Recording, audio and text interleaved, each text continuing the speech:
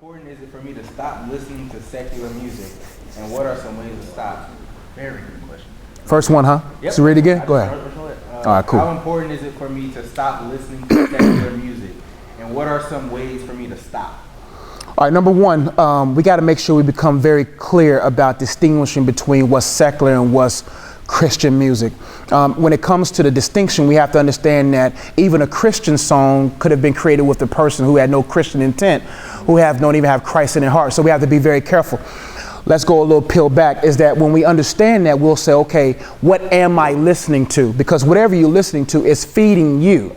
And what many of us fail to realize that our soul is a sponge, meaning that it will soak any and everything that we allow to come through our ear gate or our eye gate. So therefore, when it comes to certain music, we should not put a line in the sand that says this is Christian, this is secular. We should go and understand the content of its message. What is it saying? Is it edifying? Is it encouraging me? Is it uplifting me? If it has cuss words, derogatory terms, talking about women in ways that it shouldn't, anything that's contrary to what Christians ought to live by, why listen to something that's contradictory to the lifestyle that Christ wants you to live?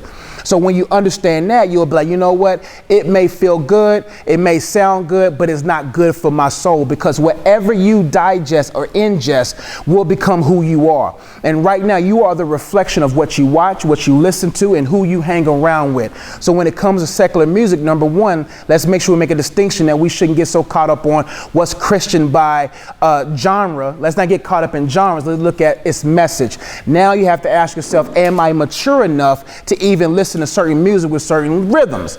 Because certain rhythms get you moving a certain type of way and start reminiscing on moments that you had those music became an atmosphere of.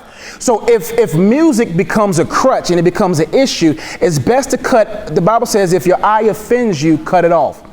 If your right hand offends you, cut it off. Now, Jesus was speaking metaphorically. He wasn't saying to cut your eye off and cut your hand off. But what he was saying was any and everything that's attached to you, if it's causing you to stumble, it's nothing to just be like, I'm going to slap it or I'm going to just bruise it. He said, no, cut it off. Because he said, I'd rather for you to go to heaven maim or lame or whatever than to bust hell wide open with all your members. So it's best to say, okay, what is in my life that doesn't need to be in my life, and what should I cut off? Is it causing me to progress or digress? Now, like I always say, I'm honest, because my favorite artist is Lauryn Hill. So I'm not going to sit here and be like, my favorite artist is Lecrae. You know, and I'm not going to go that far. He may be top 10.